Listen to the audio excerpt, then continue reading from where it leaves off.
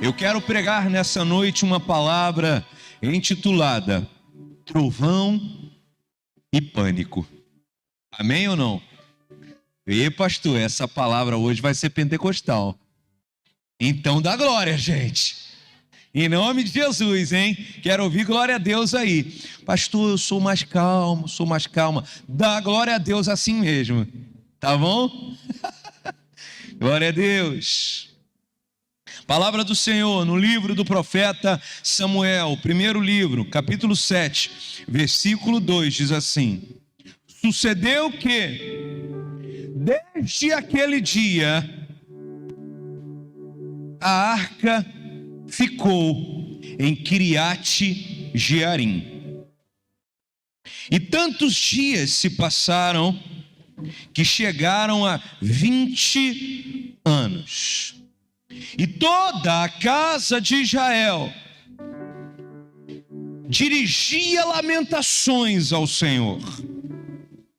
Falou Samuel a toda a casa de Israel, dizendo: se é de todo o vosso coração que voltais ao Senhor, tirai dentre vocês os deuses estranhos e os astarostes, e preparai o coração ao Senhor, e servi a Ele, e somente a Ele, e a Ele Ele vos livrará das mãos dos filisteus. Posso ouvir um glória a Deus? Então, os filhos de Israel tiraram dentre si os Baalins e os Astarostes e serviram somente ao Senhor. Meu Deus e meu Pai, lida está a Sagrada Escritura. Amados irmãos, esse início do primeiro livro do profeta Samuel é um livro que vai descrever uma narrativa dessas histórias que inspiram grandes pregadores e grandes pregações. Nós veremos no início desse livro uma mulher que chorava tanto na presença do Senhor, que o velho profeta achou que ela estava embriagada. Mas aquela mulher apenas estava clamando na presença do Senhor. O Senhor ouviu a oração daquela mulher, porque o nosso Deus escuta as nossas orações. Amém, meus irmãos? Amém, minhas irmãs? Glória a Deus. O Senhor ouviu a oração daquela mulher, e aquela mulher, em resposta a uma palavra que o profeta Eli entrega para ela, ela faz um voto ao Senhor, uma promessa ao Senhor. Ela promete: meu Deus, se assim o Senhor fizer na minha vida, o meu primeiro filho que vai nascer, eu vou devolver ao Senhor. O Senhor então escuta a oração de Ana. Ana entrega aquela oração ao Senhor, volta para casa, fica grávida, nasce o bebezinho e nasce o pequeno Samuel. O pequeno Samuel então é entregue na mão dos sacerdotes, dos profetas, e ele é criado, logo após desmamar, ele é criado lá e preparado para ser um profeta do Senhor. Ainda criança, esse ser humano mostra para a gente que não há idade para ser cheio do Espírito Santo. Porque a Bíblia vai dizer no capítulo 3, que ainda criança, Deus falava com aquele profeta. Ele já era profeta criança. Ei, jovem, Você que está esperando casar para ser homem de Deus, você que está esperando ficar mais maduro para ser homem de Deus, não perca tempo. Se Deus falou no teu coração, decida hoje ser homem de Deus. Decida hoje ser mulher de Deus, porque este início do livro do profeta Samuel me mostra que Deus usa quem é novinho na presença do Senhor. Inclusive, Vitão, eu fiquei muito animado, porque quando vi que Deus usa novinho, eu falei, opa, Deus ainda pode me usar. Amém ou não? E quem riu do pastor está em pecado. Mas quem riu com o pastor vai para o céu. Amém ou não? Meus irmãos, o capítulo 4 então desse livro, ele vai nos dizer que esse profeta cresce. Ele cresce na graça e no conhecimento do Senhor. E o povo de Deus então o capítulo 4 ele vai narrar uma batalha que vai se repetir na Sagrada Escritura, especialmente no livro dos Juízes, muitas vezes. Um inimigo, muitas vezes citado e relatado em muitos desses livros que contam narrativas, que contam histórias, ele vai se apresentar aqui nesses capítulos anteriores ao capítulo 7. Os filisteus, povo que vai dar origem ao mais famoso inimigo das Escrituras no Velho Testamento, o filisteu Golias.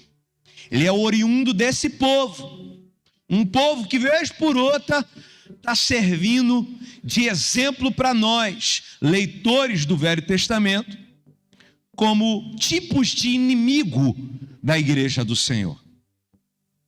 E os filisteus vão se levantar aqui contra o povo de Deus. A Bíblia vai narrar no capítulo 4 que 4.000 homens do povo de Deus morrerão numa batalha. O povo de Deus fica amedrontado. O povo de Deus fica fragilizado. E eles então têm uma grande ideia. Eles mandam trazer a Arca do Senhor. Para quem não conhece a Arca do Senhor, para quem é um leitor novo da Bíblia, a Arca do Senhor no Velho Testamento, ela é um símbolo da presença do Senhor. A Arca do Senhor, onde ela vai, ela simboliza que a presença do Senhor também vai. Muitas batalhas serão ganhas com a presença do Senhor. E todas as vezes que a Arca do Senhor estava presente, o povo do Senhor entendia que o Deus da batalha estava presente também. E uma vez esse Deus da batalha presente, eles se animavam para batalhar. Mas diz a Bíblia, meus irmãos, que mesmo com a presença da Arca do Senhor, o povo de Deus perde uma segunda batalha. E dessa vez não apenas 4.000 homens vão morrer, agora mais de 30.000 homens do povo de Deus vão morrer nessa batalha. E entre eles, 2 homens muito famosos aqui nesses primeiros capítulos do primeiro livro de Samuel. 2 homens com nomes muito engraçadinhos, Ofni e Finéias. Os 2 filhos do profeta Eli. Esse início do livro do profeta Samuel nos ensina também, quem é que está aqui e é pai e é mãe? Levanta a tua mão se você já teve essa alegria de ser pai e de ser mãe, amém. O início do livro de Samuel traz para nós um grande ensinamento também. Um ensinamento que quem é pai e é mãe, irmãos, como esse ensinamento é necessário nos dias de hoje. Quem é pai e quem é mãe não pode distrair um segundo. Um dia desse eu vi uma reportagem, eu li uma reportagem, pastor Valmir, e tinha anexado a essa reportagem um vídeo, e eu nem abri o vídeo para não passar mal, de um avô que estava na beira de um rio, brincando com o seu netinho. E brincando na beira do rio, aquele vovô teve a brilhante ideia, Mazinho, de ficar vendo vídeos no celular, enquanto o netinho brincava na beira do rio. Sabemos o resultado, né? O netinho morreu afogado. E o vídeo, eu não vi o vídeo, mas eu li a descrição. O avô não viu o neto se afogando, porque estava distraído com essa janelinha na mão. O início do livro de Samuel, nos primeiros capítulos, trazem para nós um grande alerta. Eli era um homem de Deus, um profeta, separado pelo Senhor desde a sua infância e preparado para ouvir a voz do Senhor.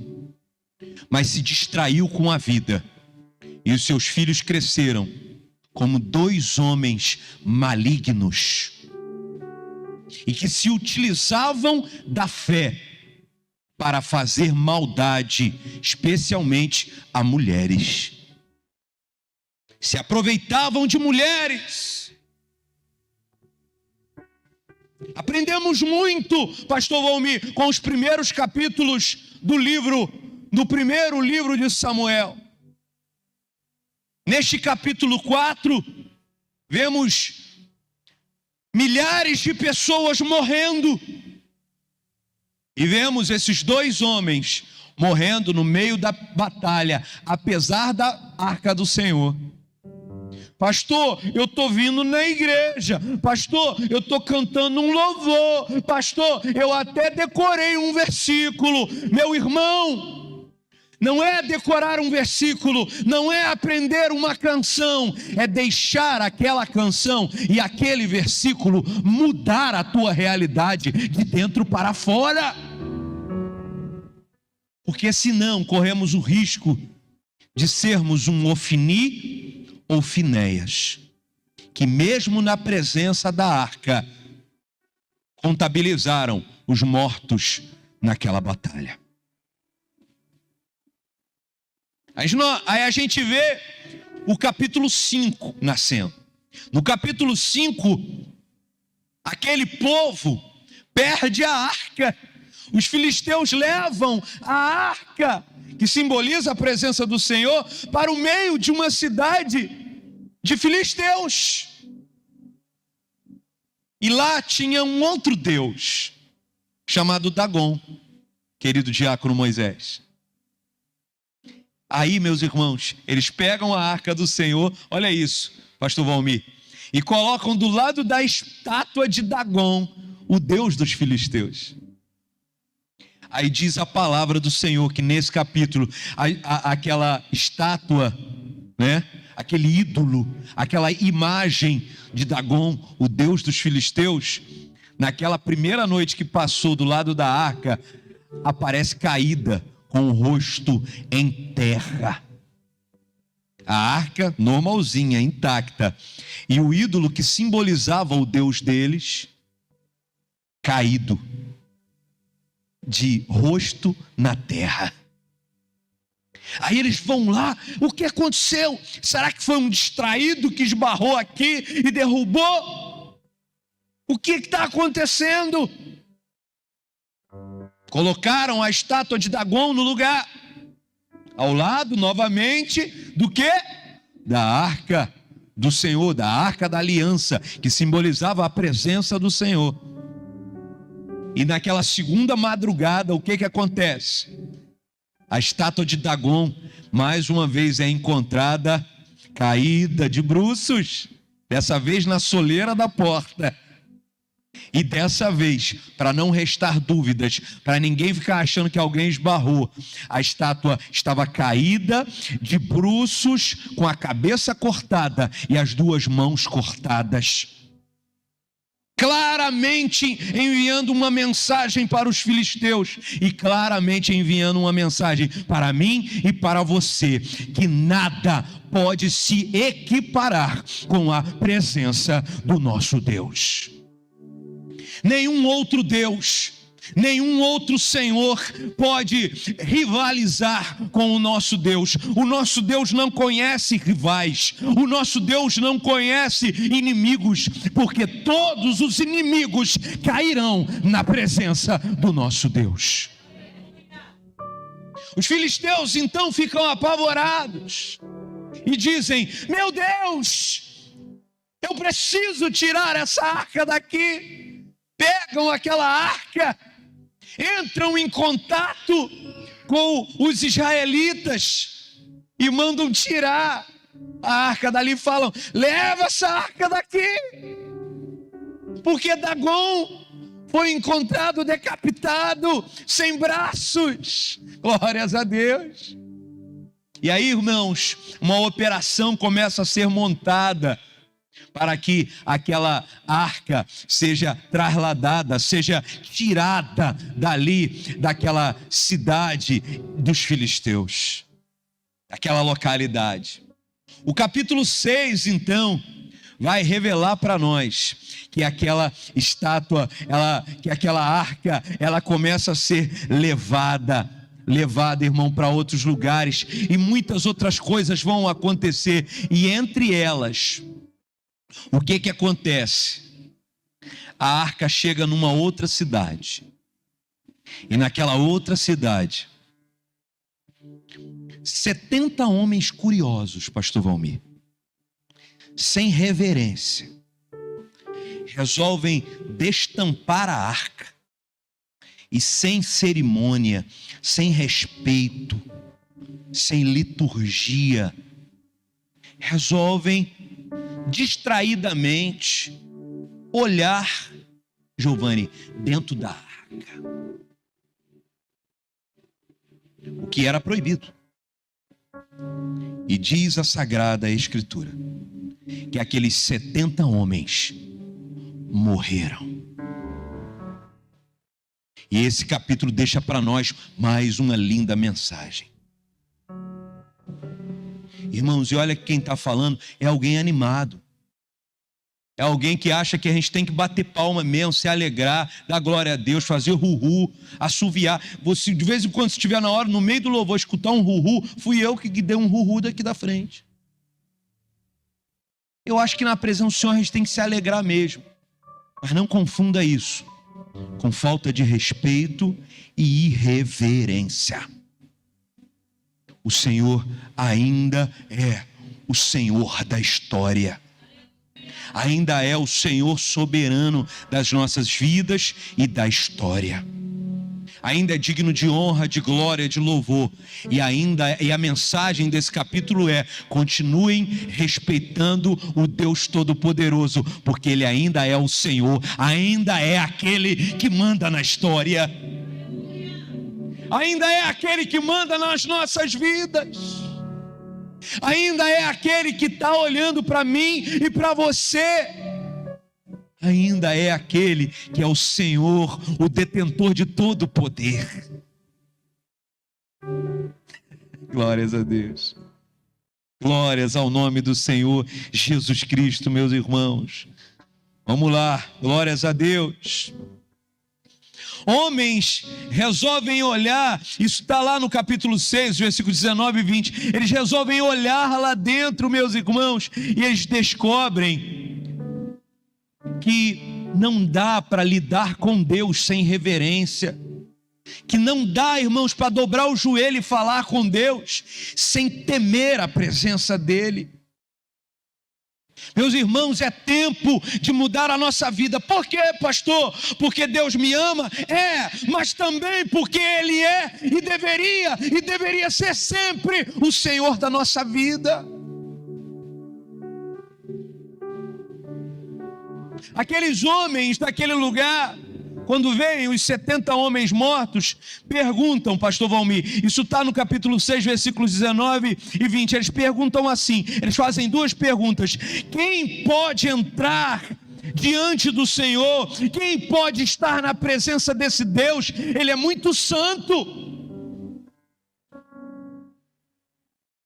Quando isso acontece, eles gritam, irmãos, e declaram a santidade de Deus. A nossa querida irmã cantou hoje, minha irmã. Essa pregação está pronta há muitos dias e a irmã escolheu, não foi combinado não, mas o Espírito Santo combinou, minha irmã. No refrão da canção ela disse: santo, santo, santo é o nosso Deus. Quando aqueles homens morreram, é o que aquela cidade inteira gritou: quem é que pode ficar na presença desse Deus? Ele é santo. E outros disseram uma segunda pergunta: para onde é que vamos tirar essa arca para bem longe? O que eles estavam querendo dizer é o seguinte: vamos colocar esse Deus bem longe, porque Ele é santo. Meus irmãos, é o contrário. Não devemos desejar Deus longe, porque Deus é santo e nós pecadores devemos desejar Deus perto, mesmo Ele sendo santo, para que a santidade dEle venha modificar a nossa natureza pecaminosa. Aleluia. Chegamos então no capítulo 7, queridos irmãos, e aqui nesse capítulo 7 nós vemos a palavra do Senhor nos convidando a viver de maneira digna e diferente. Aqui no capítulo 2, nós vemos que uma vez que a arca do Senhor chegou na cidade de Kiriat Jearim, ela ficou ali por 20 anos, ela mudou a realidade daquela gente, e eles chegaram à conclusão de que o povo, sabe o que aconteceu quando a arca do Senhor chegou naquela cidade? Aquela cidade não agiu com reverência, ninguém morreu. Aquela cidade não agiu como pecadores, ninguém foi ceifado. Aquela cidade parou de adorar os outros deuses, então ninguém morreu, meus irmãos e minhas irmãs. E quem sabe o que tinha acontecido na cidade anterior, pastor Valmir? Tumores. As pessoas que adoravam outros deuses, onde a arca chegou, começou a desenvolver tumores. Os deuses, os líderes filisteus então fizeram, olha isso, Betão, fizeram 5 tumores de ouro e 5 ratos de ouro e mandaram como uma oferenda, com medo de continuarem morrendo. Sabe o que esse povo aqui fez quando a arca do Senhor chegou? Eles pararam de adorar os outros deuses. E o texto vai dizer, no versículo 2 do capítulo 7, que eles começaram a direcionar os seus lamentos para o Senhor. Entenda aqui a palavra lamento como oração. Lamento é um tipo de oração. A Bíblia então vai dizer que uma vez que a presença do Senhor estava naquele lugar, eles começaram a direcionar as suas orações ao Senhor. É chegado um tempo do Senhor direcionar a tua vida, do Senhor te dar direção, do Senhor te mostrar para onde que você deve apontar a tua vida, a tua casa, a tua família. Meu irmão, minha irmã, o Senhor dirige os nossos passos, amém? É o Senhor que dirige os nossos passos, é o Senhor que encaminha a gente, é o Senhor que mostra o caminho. Pastor, mas tem um deserto, Ele abre caminho no meio do deserto. Pastor, mas tem um mar na minha frente. Se necessário, Ele vai abrir o mar para você passar. Mas o Deus que nós servimos, Ele é um Deus que dirige e que garante a nossa caminhada. O Deus que nos dirige é o Deus que vai garantir a nossa caminhada. Amém, meus irmãos? Além de dirigir os nossos passos, o texto sagrado que eu li no início do culto vai dizer que Ele vai dirigir os passos daquele que aprendeu a adorar a Deus de todo o seu coração. Amém, meus irmãos? Deus, então, não é para ser adorado filosoficamente. Deus não serve para ser adorado tecnicamente. Pastor, como é que adora a Deus tecnicamente? Moleza. Pega um sapato, engraxa. Olha aqui, ô meu, como é bonito, gente. O sapato bonito esse meu aqui, gente. Bota uma meia maneira. Umas dicas de meia, depois eu te dou. Pastor Valmir agora só anda com meia bonita porque eu dei umas dicas para ele. Olha a minha, ó, meteu um enxadrezinho bonitão. Depois você vem me dar um beijo e vê a minha meia.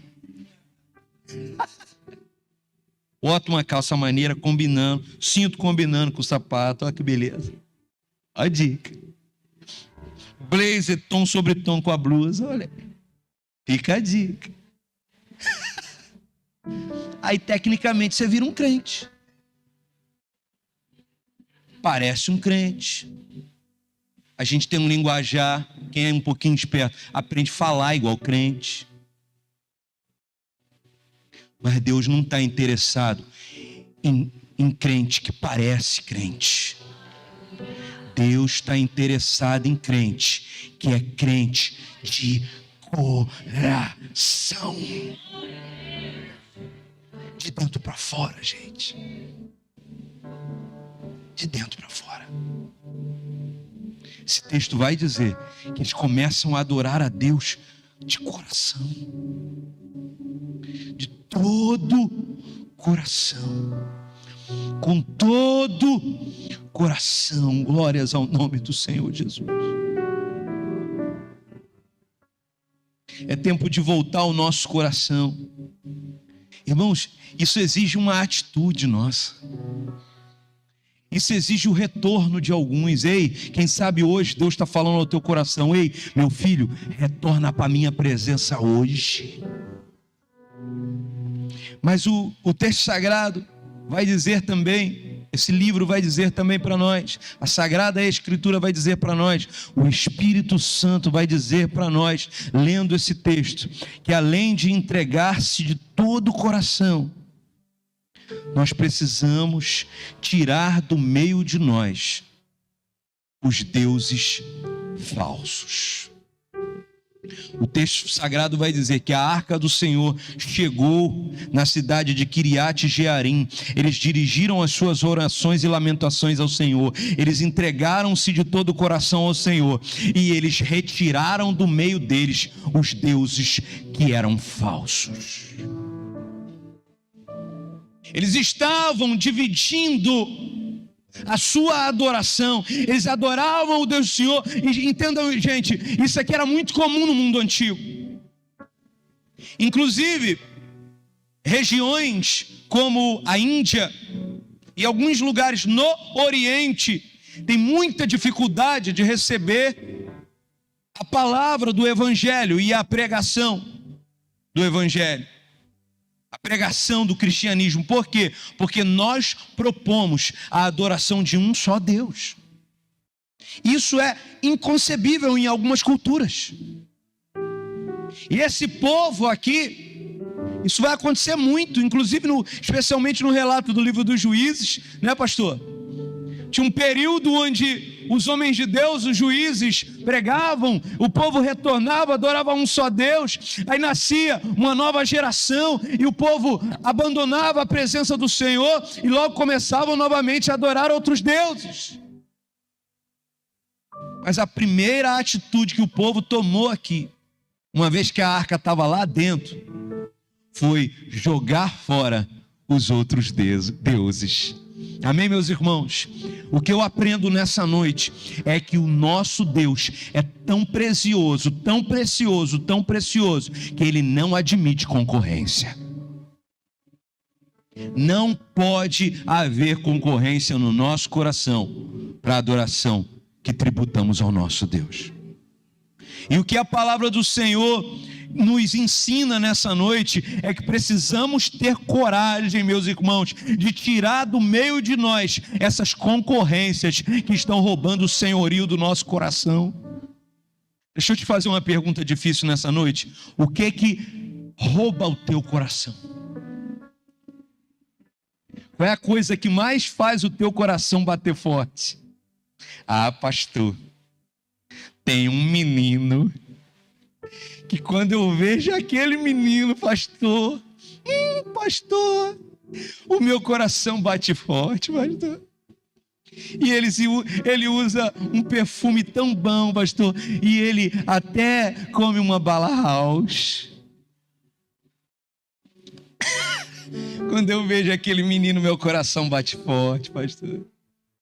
Ah, pastor, meu coração bate forte com aquela menina. Ô menina abençoada, pastor. O que faz seu coração bater, meu irmão? O que você pensa quando você vai dormir? Amanhã, o que te alegra para fazer amanhã? Quando você acorda bem, feliz, você acorda bem e feliz para fazer o quê? O que esse texto está convidando a gente aqui, pastor Valmir, é que nada, apesar dos nossos prazeres, das nossas alegrias, nada venha roubar no nosso coração o primeiro lugar que deveria ser, ou é, do nosso Deus Todo-Poderoso.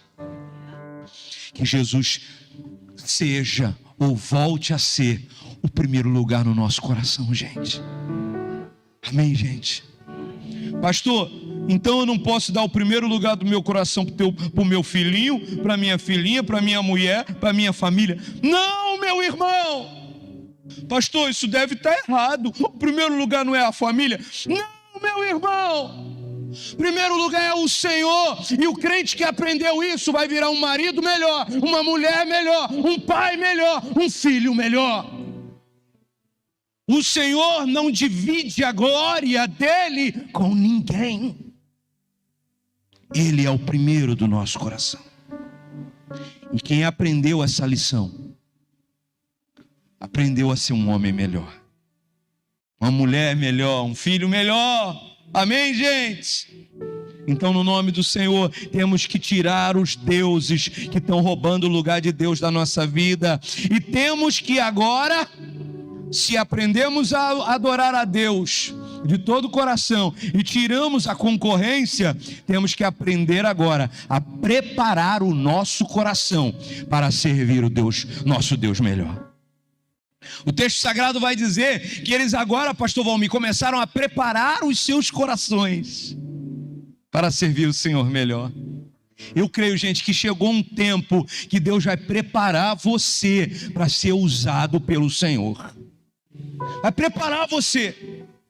Eu creio que no nome de Jesus, nos próximos dias, você vai descobrir um dom, vai descobrir um talento.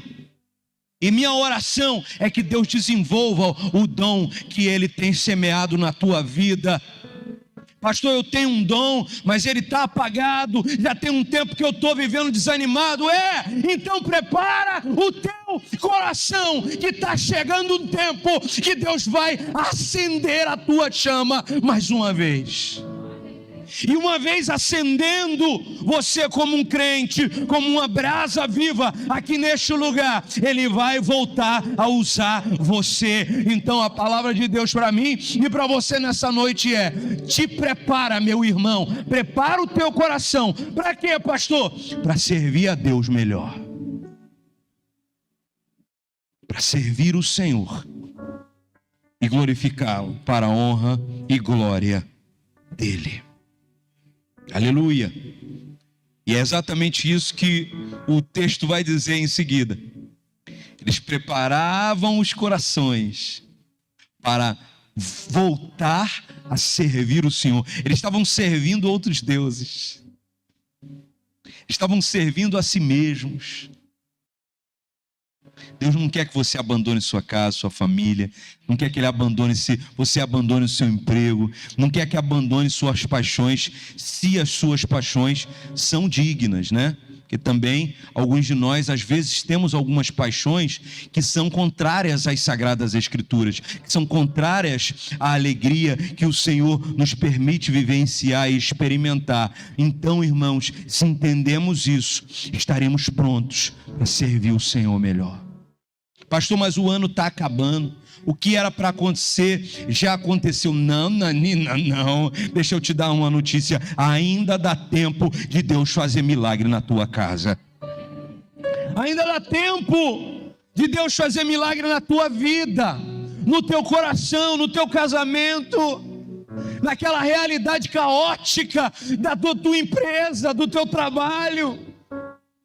Meus irmãos, você não tem ideia como eu tenho profetizado aqui esse centro de Queimados, irmãos. Abandonado, um monte de loja fechando. O ano passado fecharam lojas que há 35 anos estavam abertas, 40 anos estavam abertas. Ao lado de onde eu trabalho, fecharam mais de 9 lojas após a pandemia. Mas eu tenho levantado a minha oração e tenho chamado meus irmãos de outras igrejas. Eu contei para um presbítero, amigo meu, essa semana, que nós na quinta-feira eu contei para ele, que na quarta-feira a gente dobrou o joelho aqui, né, pastor Valmir, e profetizamos pela cidade de Queimados. Meu irmão, minha irmã, por que a gente tem que separar nosso coração para Ele e está pronto para servir? Porque Deus vai mudar a realidade da nossa Queimados. Eu acredito. Eu creio, irmãos. Creio de todo o meu coração que eu ainda vou viver para ver as pessoas desejando comprar terreno aqui, para vir morar aqui, de tão linda que se tornou a cidade de Queimados. Amém ou não? Glória a Deus. Eu concluo essa palavra então lendo com vocês o versículo 10 do capítulo 7. Leia comigo. Diz assim o versículo 10. Presta atenção, antes de eu ler o versículo. Eu estou terminando a palavra. O povo já havia escutado as recentes notícias de que 3 vezes a arca só tinha produzido morte. 2 dessas vezes não evitaram a morte do povo de Deus. Samuel, então, o profeta, ele se levanta e toma uma atitude que aponta para nós aqui nesse texto a atitude que pode mudar a tua vida e a tua casa. Olha o que Samuel fez. Leia comigo o versículo 10. Enquanto Samuel oferecia o holocausto, os filisteus chegaram à peleja contra Israel. Mas trovejou o Senhor aquele dia, com grande estampido sobre os filisteus, e os aterrorizou. Algumas outras Bíblias vai dizer, e os filisteus entraram em pânico. De tal modo que foram derrotados diante dos filhos de Israel. Amém, meus irmãos? A gente vai ver que o povo de Deus aqui nos capítulos anteriores, eles é que estavam em pânico. Eles é que estavam desesperados. Porque numa batalha os filisteus mataram 4.000, numa outra batalha mataram mais de 30. Num outro momento, alguns homens olham a arca e morrem. E agora, meus irmãos, uma ação do profeta muda a realidade deles. E o que o profeta fez? A Bíblia vai dizer, pastor Valmir, que ele pega um cordeiro, mata o cordeiro, derrama sangue do cordeiro e oferece aquele sacrifício antes da batalha. E eu lhe pergunto nessa noite, quem é o cordeiro que antes da batalha que é a nossa vida, morreu pela minha e pela tua vida? Quem é que morreu por mim e por você? Quem é que foi oferecido por mim e por você? Ah, meus irmãos, é o nosso Jesus que pregamos aqui todos os domingos nesse lugar. O nosso Senhor Jesus Cristo é o Cordeiro de Deus, que tira o pecado do mundo e que foi imolado pela minha e pela tua vida. O povo de Deus estava perdendo, tinha morrido 4.000, tinha morrido 30.000, mas agora um cordeiro é morto, um sangue é derramado, e diz a Bíblia, irmãos, que quando o cordeiro foi morto, um trovão gritou no céu, aleluia. Os filisteus, quando escutaram o trovão gritando no céu, pastor Valmir, correram apavorados. Os inimigos ficaram desesperados porque escutaram o estrondo de um trovão. Eu quero profetizar nessa noite que os teus e os meus inimigos vão se derreter de medo, vão ficar apavorados de medo, vão se encher de pânico. Por quê, pastor? Porque o Senhor está pregando?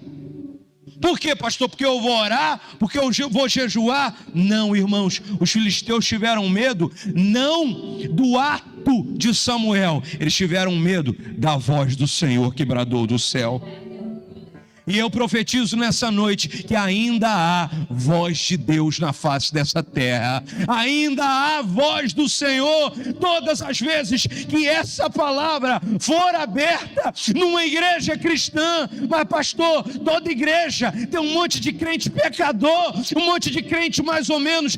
Irmãos, somos pecadores, somos mais ou menos, mas a palavra do Senhor não é. A palavra do Senhor ainda é limpa, inerrante, poderosa para salvar, para entrar em corações, e ainda tem o mesmo efeito que aquele trovão teve no céu naquele dia. Do mesmo jeito que o trovão rajou no céu e os inimigos ficaram apavorados de medo, eu profetizo nessa noite que os nossos inimigos ficarão apavorados. Por quê, pastor? Porque a voz do Senhor ainda brada no coração da gente. Que você leve a voz do Senhor no teu coração, no teu peito, na tua mente, e que a voz do Senhor mude a realidade da batalha da tua casa. Pastor, a batalha que eu tenho não é na minha casa não, pastor. A batalha que eu tenho é no meu coração. A batalha é aqui, pastor, no meu coração. Eu acordo às vezes, eu não tenho vontade de viver, eu vou dormir às vezes e não tenho vontade de dormir, pastor, a batalha é aqui dentro.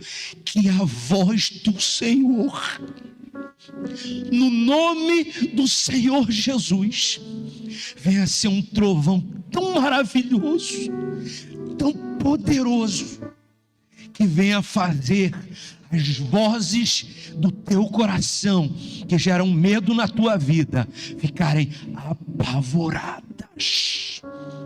Eu profetizo que você não vai ter mais medo. Quem vai ter medo é aquilo que te gera medo. E o pânico que era residente da tua vida vai sair, vai juntar as trouxinhas, vai bater em retirada da tua vida, e o pânico agora, querido José, vai morar no capeta, vai morar no inferno. O pânico agora vai residir lá naquilo que fica gerando medo na tua vida, no nome do Senhor Jesus. Por quê? Porque a voz do Senhor é poderosa, a voz do Senhor é cheia de glória, a voz do Senhor vai estremer no meio do deserto, a voz do Senhor é como o som de muitas águas, e a voz do Senhor é como um abraço de um amigo que muda a nossa sorte. Eu convido você a fechar os seus olhos e a curvar a sua cabeça, em nome de Jesus.